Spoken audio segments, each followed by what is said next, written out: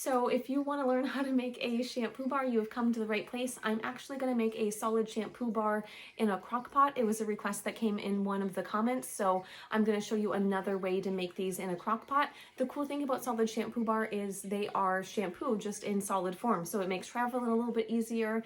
And I also kind of prefer it in the shower. It's just a smaller container than having a shampoo. Completely personal preference, but if you would like to learn how to make a shampoo bar, let's dive in and do it. So these are all the ingredients that we're going to use in our Sandette shampoo bar. Let's go ahead and go over them before we actually make the bar. So let's go over our heat phase ingredients, which is going to be the ones that you see here. The first one is SCI. So SCI is a surfactant. It's actually derived from coconut oil, and it's what's going to provide the gentle creamy lather for your shampoo bar. Then we have some SLSA. This is plant-based, and it's also used to help with the foaming and cleansing properties of the shampoo bar. Then we have Cocamidopropyl Betaine, which is a mild co-surfactant. We have cetyl alcohol. So what this does is it adds a conditioning agent to the bar. It also helps harden the bar up, right? Because we need it to be in solid form. Cocoa butter. Now what this is going to do is it's going to add some moisture to the bar. It is also going to help keep it in solid form. And then we have sodium lactate. Now this helps to decrease the pH. It's a humectant and it helps to harden our bar. So for the cool down, we have some of our extra ingredients, right? So I'm going to use veggie-keratin. This helps to strengthen and repair your hair. It helps to enhance elasticity, reduce breakage, improve shine and smoothness of your hair. Then we have collagen protein, which also helps to strengthen your hair.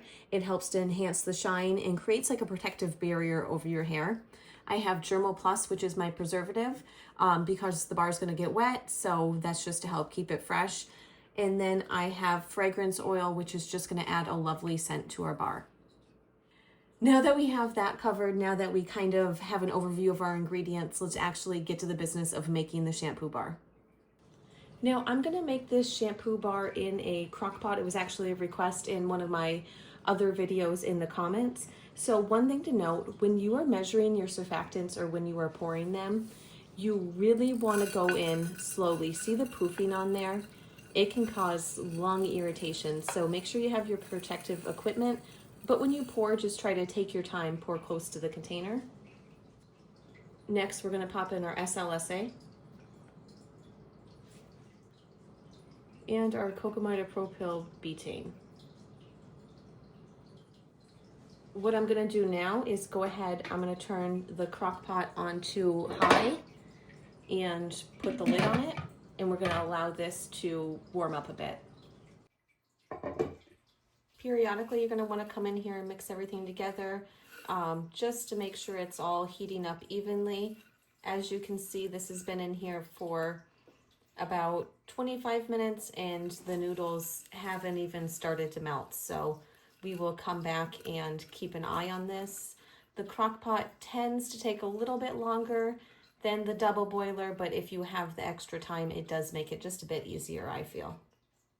We are about an hour in. I'm gonna go ahead to this. I'm gonna add our cocoa butter and our cetyl alcohol. And then, like I said, you just want to make sure that you're coming in, giving everything a really good scrape. It takes such a long time for these surfactants to melt down, so I like to kind of smush them, spread them out across the bottom of the crock pot just to kind of speed it up a little bit. And you're just going to keep doing this until they are fully melted. So now what we're going to do is create a 50% citric acid blend. So what that is we are going to do 50% citric acid and 50% water.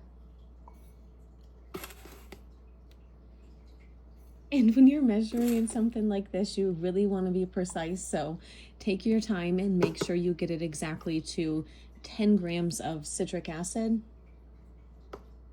So I have 10 grams of citric acid. We will go ahead, we'll tare that.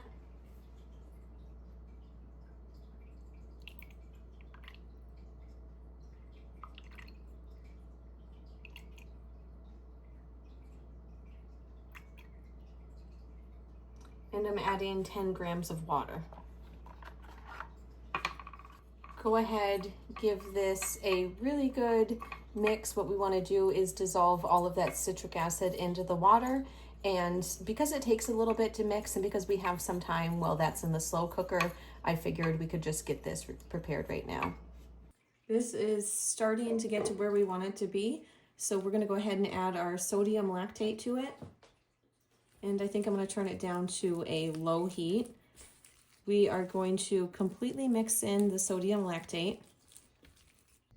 Real quick, I just want to go ahead and take a second to kind of look at the final consistency.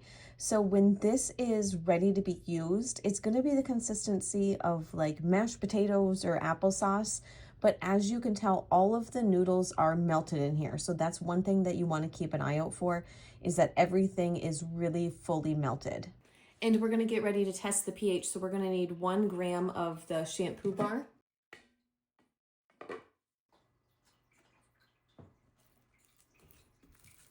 Again, we will just mix it real quick.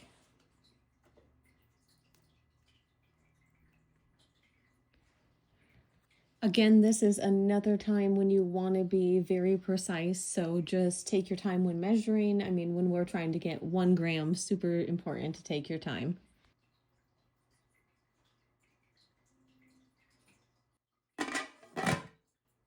And now that we have 1 gram of this, we are going to add 9 grams of water. Mix this up until it is fully combined. Now, when you talk about pH in a shampoo bar, it is so very important that we balance it. Having a pH that's too high can cause things like damage, breakage, frizz, all the stuff that you don't want with your hair. So really important that we get a balanced pH here.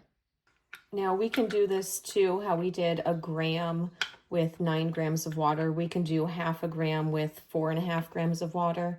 So it doesn't have to be such a big amount. Now that we have this all mixed together, we'll go ahead and check the pH. We're at 7.21 pH, so we're going to have to lower that. Now, to lower the pH, what we're going to do is take our citric acid solution, and we are just going to add a wee little bit in there. Now, you don't want to lower it too much, so you're just going to add a wee little bit. Mix it up really well, give it a couple of minutes to see where the pH is, and then test it again. And what I do with my tester is I just go ahead and dump it back in there. That little bit of water is not going to hurt anything, because we are putting a preservative in here. And honestly, that little bit of water just makes it be a little bit more pliable. So I have another 9 grams of water in here. So I'm going to add 1 gram.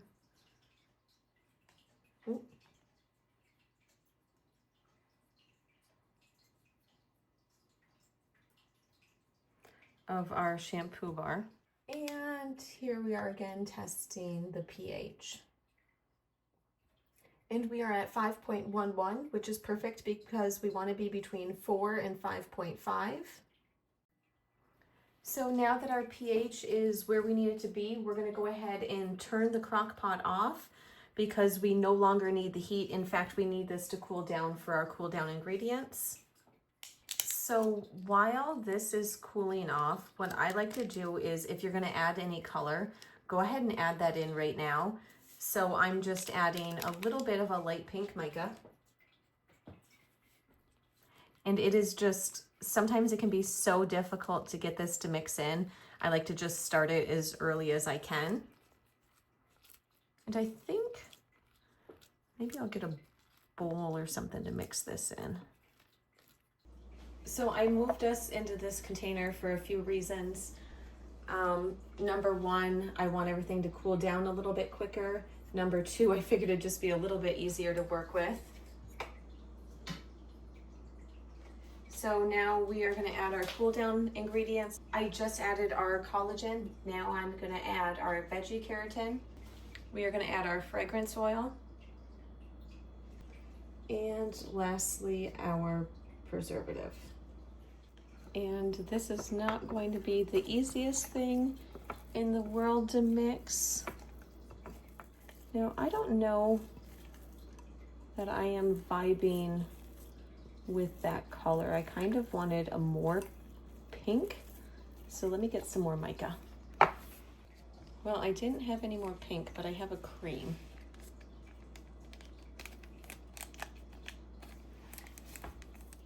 So let's see what that does for the color. And I'm trying to kind of get to the bottom and scoop. So now we are going to go ahead and mold this. Now, these are not the easiest things in the world to work with. So you just kind of smush it in there, for lack of a better system. Just make sure that you kind of get in the cracks there, really push down on it.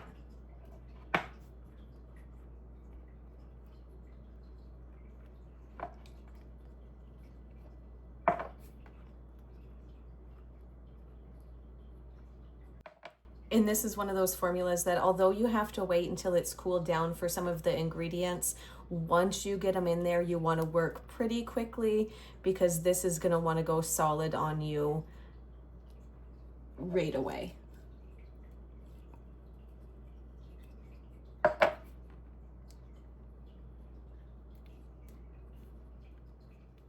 So what we're going to do is we are just going to let these cool overnight into the mold. Like I said, as they thicken up, it's harder to get in there, but it's not impossible. This one I kind of did with the leftover scraps that were in that cup. So you just kind of have to really push it in there once it starts to harden up. Obviously, if it's still a little bit warmer, it's going to be easier to mold in here. So for now, we will just leave this be, and then we will unmold it tomorrow. And then what we're going to do is just remove this from the mold. Now, I've let this sit for about a week. By no means do you need to let it sit for that long. I just got tied up with other things. So about 24 hours, let it sit, and then it should be ready to unmold. You can obviously leave it longer if you'd like. And there are your finished shampoo bars. So we're just going to go ahead and wet the bar, because what would a shampoo video be if I didn't show you the lather? And you're just going to rub the bar, and as you can see, you get a ridiculous amount of shampoo. I really hope you enjoyed this video. I hope you enjoy making and using your shampoo bar as much as I have. If you haven't done so already, be sure you hit the subscribe and like button down below. Also, I do post my full recipe down in the description box below. I also put a link to my blog where I go a little bit more in depth about all the ingredients, why we use them, everything like that. So that is all down in the description box for you.